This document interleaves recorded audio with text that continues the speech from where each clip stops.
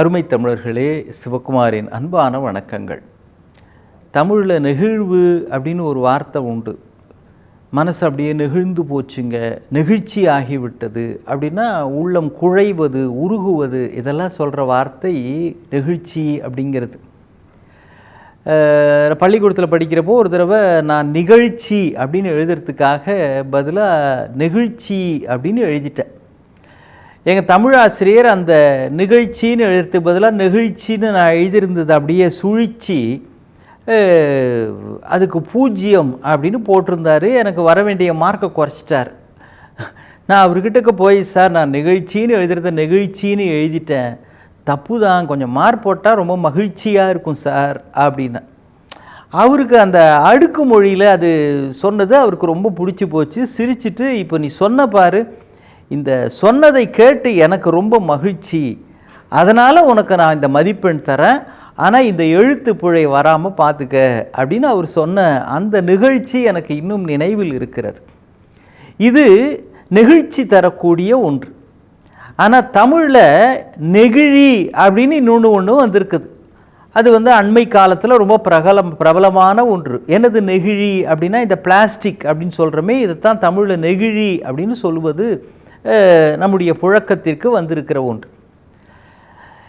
Mexico பல்கலைக்கழகத்தில் ஒரு ஆராய்ச்சி பண்ணி ஒரு அதிர்ச்சிகரமான உண்மையை வெளியிட்டிருக்கிறார்கள். என்ன அப்படின்னா, அவங்க ஒரு 100 பேரை அப்படி ரேண்டமாக செலக்ட் பண்ணுதுன்னு சொல்கிறாங்களே, அப்படி ஒரு 100 பேரை தேர்ந்தெடுத்து ஆராய்ச்சி பண்ணி ஒரு அதிர்ச்சிகரமான விஷயம் என்ன அப்படின்னா, அவர்களுடைய மூளையிலேயே நுண் பிளாஸ்டிக் துகள் மூளையிலே கலந்துருக்கிறது.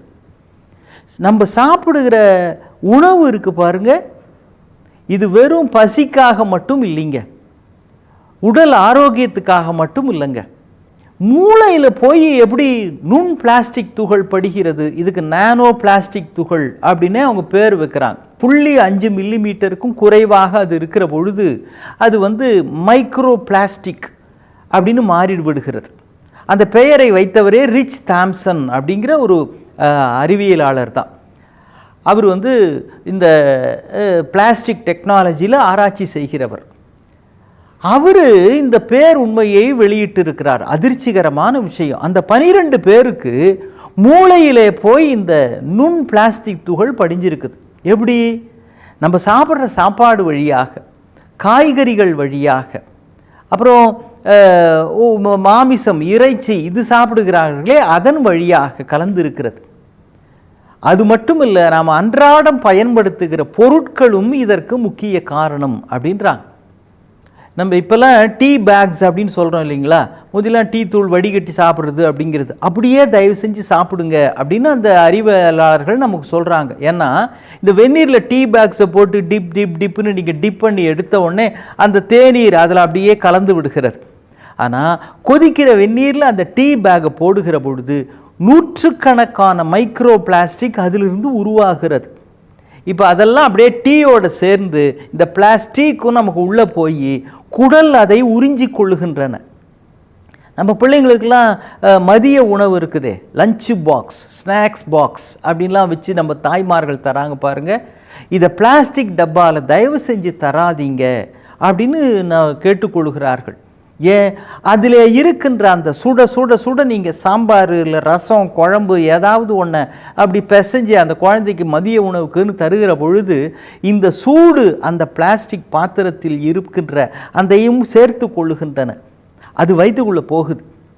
அதே மாதிரி கடைகண்ணிக்கு போகிறப்போ மஞ்சள் பை திட்டம் அப்படின்னே தமிழக அரசு அறிமுகப்படுத்துகிறது. மஞ்சள் பையை எடுத்துக்கிட்டு போங்க சார். மஞ்சள் என்பது மங்களமான ஒன்று, அது மட்டும் இல்லை, இன்றைக்கு ஆரோக்கியம் தரக்கூடிய ஒன்று அப்படிங்கிறதையும் அறிவியல் சொல்லுகிறது. ஏன்னா இந்த பிளாஸ்டிக் கேரி பேக்கில் நம்ம எடுத்துக்கிட்டு போகிறோம், பிளாஸ்டிக் பேக் கவரில் இருக்கக்கூடிய உணவுப் பொருட்கள், அதை சாப்பிடுவதற்கு முன்பு கொஞ்சம் எச்சரிக்கையாக கவனித்து சாப்பிடுங்கள், சூடாக சாப்பிடுங்கள். ஆனால் தண்ணீர் குடிக்கிற பாட்டில் இருக்கிறது பாருங்கள், அதற்குள் சுடு தண்ணீரை விடாதீர்கள். எப்படிலாம் சொல்கிறேன். எங்கெல்லாம் பிளாஸ்டிக் சம்மந்தப்படுதோ தயவு செஞ்சு தள்ளி வச்சுருங்க. நீங்கள் அதனாலேயே இன்றைக்கி வாட்டர் பாட்டில் அப்படின்றது பிள்ளைங்களுக்குலாம் நம்ம சர்வசாதாரணமாக வெந்நீரை பிளாஸ்டிக் பாட்டிலில் தான் விட்டு தான் கொடுக்குறோம். வாட்டர் பாட்டில் எடுத்துகிட்டு போ அப்படின்னு. வாட்டர் பெல் அப்படின்னே தமிழக அரசு அறிமுகப்படுத்தி இருக்கிறது. பிள்ளைகள் தாராளமாக தண்ணீர் குடிக்க வேண்டும், அந்த தண்ணீர் குடிப்பதற்கான நேரம் இதுன்றது ஞாபகப்படுத்துகிற மாதிரியே அந்த திட்டத்தை அறிமுகப்படுத்தி இருக்கிறாங்க. ஆனால் பிள்ளைகளும் ஆசிரியர்களும் கவனமாக இருக்க வேண்டிய ஒரு விஷயம், அப்படி குடிக்கின்ற அந்த தண்ணீர் இருக்கிற பாத்திரம் பிளாஸ்டிக்காக இல்லை என்றால் அதுதான் மிக நல்லது. வாட்டர் பெல்லோடு சேர்ந்து இதையும் நினைவுபடுத்தி கொள்ள வேண்டும். தண்ணீர் குடிப்பதற்கான நேரம் மட்டுமல்ல, அப்படி தண்ணீர் குடிப்பதற்கு பயன்படுத்துவது பிளாஸ்டிக் பாட்டிலாக இல்லாமல் அது ஒரு ஸ்டெயின்லெஸ் ஸ்டீல் பாத்திரமாக, உலோக பாத்திரமாக வச்சுக்குங்க. இப்போ வருது கண்ணாடி பாட்டிலாக வச்சுக்குங்க, இப்போ வருகிறது. அதை பயன்படுத்த வேண்டுமே தவிர இதை தயவு செய்து மறந்தும் பயன்படுத்தி விடாதீர்கள். இது கொஞ்சம் கொஞ்சம் கொஞ்சமாக போய் மூளையிலே போய் மைக்ரோ பிளாஸ்டிக் பதிந்து விடுகிறது. மூளையில் போய் அந்த பிளாஸ்டிக் பதிகிற மாதிரி இந்த விஷயம் மூளையிலே பதிய வேண்டும். இது இது இது ஒரு பக்கங்க. நம்ம இந்தியாவில் அசாம்னு ஒரு மாநிலம் இருக்கிறது, கவுஹாத்தின்னு ஒரு இடம். அங்கே 2 இளைஞர்கள், பர்மிதா சர்மா, அசீம் முக்தர் அப்படின்னு ஒரு இளைஞர்கள் 2 பேர் சேர்ந்து மிக அருமையான ஒரு விஷயத்தை செய்திருக்கிறார்கள். என்னென்னா, அந்த ஊரில் இந்த பிளாஸ்டிக் பாட்டில் இருக்குது பாருங்கள், பிளாஸ்டிக் கழிவுகள், இது எப்படியோ அந்த ஊரில் ஏராளமாக சேர்ந்து விடுகிறது. அண்டையில் பக்கத்தில் இருக்கிறவங்களாம் ஏதோ அங்கே பெரிய கிரவுண்டு இருக்குது போல இருக்குது, அங்கே கொண்டு வந்து கொட்டி விடுகிறார்கள். அந்த ஊரை சுற்றி இந்த பிளாஸ்டிக் கழிவுகள் ஏராளமாக சேர்ந்து விடுகின்றன. இது ஒரு பக்கம். அந்த ஊரிலே தரமான பள்ளிக்கூடம் என்று எதுவுமே இல்லை. அதனால் இந்த 2 பேர் சேர்ந்துக்கிட்டு என்ன பண்ணியிருக்கிறாங்க, இந்த அறியாமையையும் நீக்க வேண்டும். அதே நேரம் இந்த பிளாஸ்டிக்குன்றது ஒரு பிரச்சனையாக இங்கே அப்படியே மலை மாதிரி குவிஞ்சிக்கிட்டு இருக்கு, இதையும் நீக்க வேண்டும். என்ன செய்யறதுன்னு பார்த்தாங்க.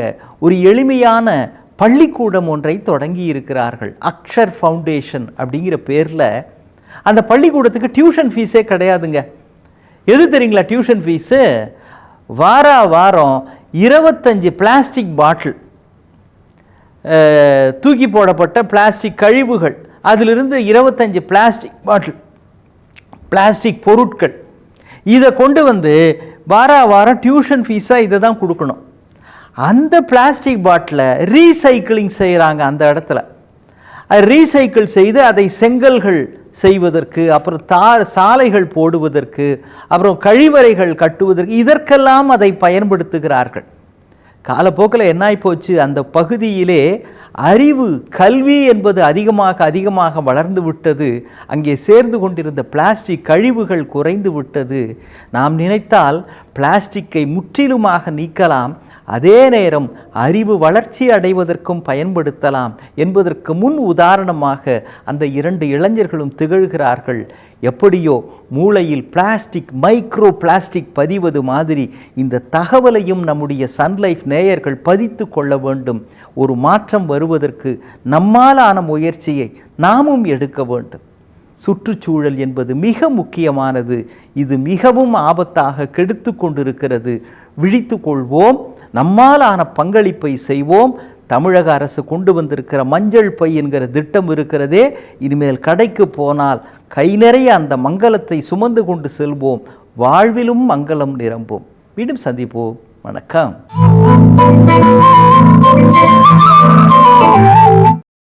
இன்னும் பல வீடியோக்களை காண சன்லைஃப் சேனலை சப்ஸ்கிரைப் பண்ணுங்க.